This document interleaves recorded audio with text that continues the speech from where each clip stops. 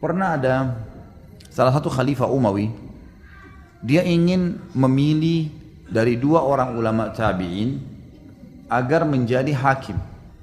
Satu Iyas Al-Muzani, yang satu ini saya lupa namanya, kalau tidak salah namanya Muhammad. Iyas dan Muhammad ini dua orang ulama tabi'in yang masyhur sekali dengan ilmunya.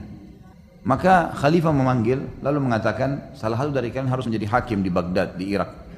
Nggak bisa enggak. Maka dua-duanya ini saling mendukung saudaranya. Si Muhammad bilang, ya Amir Mu'minin, dukunglah Iyas. Karena Iyas ini lebih cerdas daripada saya, lebih tahu hukum, lebih faham dia. Maka kata Iyas tahu nih, dia akan ditunjuk menjadi hakim. Lihat bagaimana para ulama-ulama kita menolak jabatan ini karena takut terjerumus dalam dosa nantinya. Maka Iyas mengatakan, ya Amir Mu'minin, kalau anda mau mengetahui siapa di antara saya dan Muhammad ini yang lebih alim, jangan tanya dia, jangan tanya saya. Karena pasti kami saling menuduh nih, mengatakan ini lebih pintar dan lebih pintar. Tapi anda tahu, di Irak ini ada ulama-ulama besar yang bisa jadi rujukan seperti Hasan Basri, Sa'id ibn Musayyab, ada beberapa ulama. Tanya kepada mereka tentang siapa saya, siapa si Muhammad. Rupanya si Iyas ini tidak terlalu dekat dengan Hasan Basri dan tidak juga dekat dengan si Sa'id ibn Musayyab. Yang dekat justru si Muhammad nih. Muhammad ini dalam kisah ini dikatakan tahu kalau si Iyas mau jurumuskan dia, mau jadikan dia sebagai hakim. Dia bilang, ya Amir Mu'minin, enggak usah tanya orang-orang itu. Terus kata Amir Mu'minin, terus gimana caranya? Dia bilang, demi Allah, Iyas lebih pintar dari saya. Kata si Muhammad, karena dia enggak mau jadi hakim. Padahal hakim waktu itu teman-teman sekalian, gajinya lebih tinggi daripada khalifah. Dia bisa menghakimi khalifah bahkan, bukan cuma manusia biasa. Dia diberikan fasilitas tempat tinggal, diberikan kereta kencana, mobil mewah kalau kita sekarang. Enak jabatannya. Orang kalau sekarang memperebutkan itu. Tapi ini dua orang ini nolak. Tahu ini bahaya nih. Ini bisa neraka depannya. Salah hukum, masalah. Maka kata si Muhammad, ya Amir Mu'minin, tidak usah tanya Hasan Basri, tanya Sa'id bin Musayyib. Demi Allah, saya bersumpah dengan Allah, Iyas lebih pintar dari saya. Pilih dia saja. Ya Amir Mu'minin, kalau seandainya anda percaya sama sumpah saya sebagai muslim, maka anda tidak boleh nolak, harus dia jadikan sebagai hakim. Tapi kalau anda menganggap saya bohong dengan dusta, saya dusta dengan sumpah saya tidak layak jadi hakim. Paham? Oke lah. Si Muhammad bilang begitu tadi, ya Amir Mu'minin, demi Allah Iyas lebih pintar dari saya. Kalau saya sumpah ini benar, anda nggak boleh milih saya lagi, karena saya sudah sumpah atas sama Allah, pasti dia lebih pintar, harus terima. Kalau saya dusta dengan sumpah saya, berarti saya tidak layak jadi hakim, karena saya pembohong gitu. Iyas tahu nih, dia akan dijadikan hakim sekarang. Gimana caranya mengelak nih? Kata Iyas, si Amir Mu'minin, si Muhammad ini, demi Allah dia hanya lari dari hakim. Dia lari dari hukum nih. Dia sengaja lempar itu supaya saya yang ditunjuk jadi hakim. Dan saya tahu dia tidak mau jadi hakim. Ya Amir Mu'minin, dia tadi bersumpah itu, saya yakin dia sengaja supaya menjebak saya jadi hakim. Sebentar, keluar dari sini dia bayar kafaranya 3 hari puasa. Kata Iyas, ini sebentar dia keluar, sumpahnya dibayar kafaranya, 3 hari puasa selesai. Maka kata Amir Mu'minin, waktu itu lihat nih berdialog dua orang. Kata Amir Mu'minin, Iyas, kau jadi hakim sekarang. Loh kenapa saya Amir Mu'minin? Tidak ada orang yang bisa menebak seperti kau tadi, kalau sumpah ini bisa dibayar. Kecuali orang yang paling layak jadi hakim, kau bisa pecahin masalah gitu. Akhirnya Iyas jadi hakim. Tentu Iyas Al-Muzani rahimahullah, seorang yang sangat cerdas memang, dari kecil terkenal cerdasnya gitu ya. Dan memang jadi hakim sudah berapa tahun. Waktu dia masih kecil, ada orang-orang Yahudi, tempatnya dia belajar matematika. Orang Yahudi belajar matematika, hitung-hitungan. Iyas ini masih kecil, masih 7 tahun, belajar sama orang Yahudi. Orang-orang Yahudi lagi bicara, itu orang-orang Islam itu katanya nanti kalau orang masuk surga nggak ada buang air besar, nggak ada buang air kecil. Tapi katanya ada makanan, kok bisa gitu? Mestinya kan harus keluar kotoran kayak di dunia, karena di dalam Taurat rupanya tidak ada itu. Kata Iyas begini, hai guru, bisa saya bicara sebentar? 7 tahun umurnya, memang cerdas sekali orang ini. Maka kata orang Yahudi itu, ya silakan. Dia nggak sangka nih anak 7 tahun bisa ngomong. Maka kata Iyas, Kalau seandainya Anda lagi makan makanan, apakah semua makanan yang Anda makan itu jadi kotoran? Dia bilang enggak. Lalu kemana? Kata gurunya, jadi energi.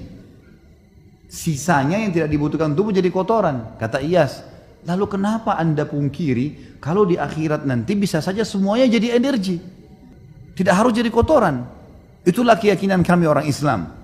Balik ini orang Yahudi sama Yahudi mengatakan, ini semoga Allah matikan nih anak. Loh iya, maksudnya ada orang Islam yang begini cerdas, semoga Allah matikan nih anak. Sampai begitu bahasanya. Tapi emang dia sangat cerdas, luar biasa orang ini. Sangat jeli sekali. Pernah ada dua orang lagi bertengkar nih, ribut. Rupanya pernah utang-utangan, si A sama si B pernah utang. Si A utang sama si B. Sepakat ketemu di satu pohon, kemudian dikasihlah uang itu. Berjalan waktu, rupanya si A ini nggak ngakuin, nggak ada tulisan. Gimana caranya? Sampai ke pengadilan. Hai Hakim Iyas, bagaimana jalan keluarnya nih? Gitu. Kata Iyas, mana hujjahmu? Disampaikan kepada orang yang menuduh ini, yang menggugat, yang punya uang. Dia bilang, ini teman saya kenal. Di bawah pohon kami janjian. Dan saya kasih dibungkus warna biru, duitnya ada.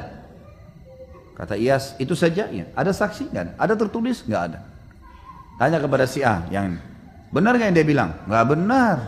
Mana buktinya? Saya nggak pernah kenal orang ini, saya nggak pernah ambil duit dari dia.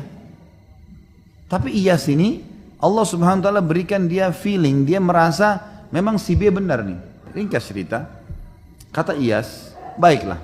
Kalau begitu, dia bilang sama si B, kamu sekarang kembali ke pohon yang dulu kau pinjamkan uang yang kamu sangka itu. Ke sana, kemudian coba kau ingat-ingat sambil berdoa sama Allah. Siapa tahu memang kau ingat bukan orang ini yang kamu kasih. Enggak Hakim, sudahlah ikutin saya, pergi aja. Pergilah si B ini, kembali ke sana, kita ke bawah pohon itu. Lalu Iyas ini mengatakan, kamu tunggu aja di sini sampai dia balik ya. Lalu Iyas sengaja menyibukkan diri dengan kasus-kasus yang lain. Rupanya si A ini duduk di kursi sampai dia merasa aman. Ya rupanya si Iyas ini sibuk, si fulan dipecahin masalahnya gitu.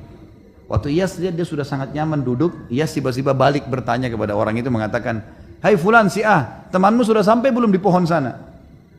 Dia bilang belum. yang tadi punya masalah ini, dia bilang belum.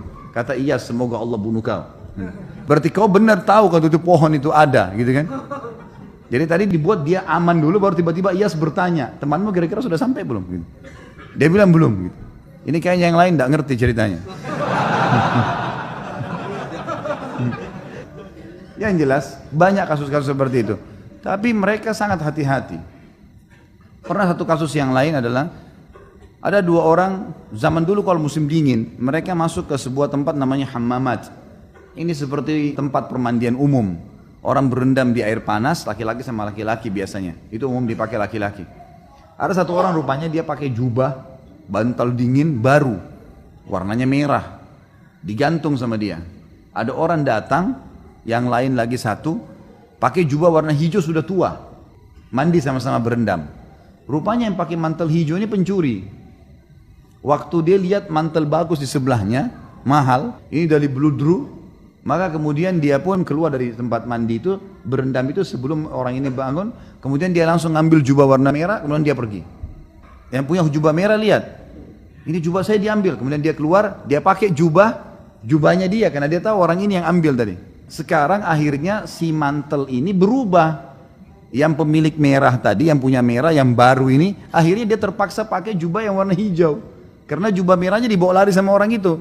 Dia keluar gak mungkin kedinginan. Dipakailah jubah yang tua yang hijau ini. Yang mencuri tadi sudah pakai jubah merah, sudah lari. Dikejarlah sama dia.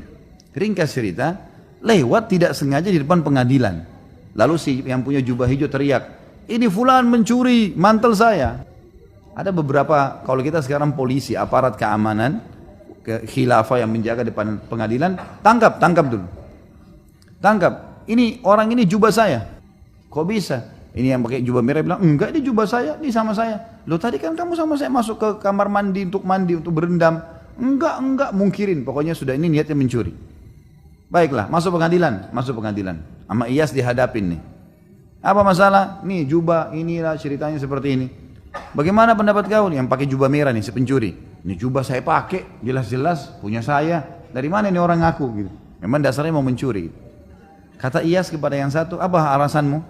Dia bilang nggak ada. Ini baru saya beli. Tapi buktinya sekarang kok pakai warna hijau nih?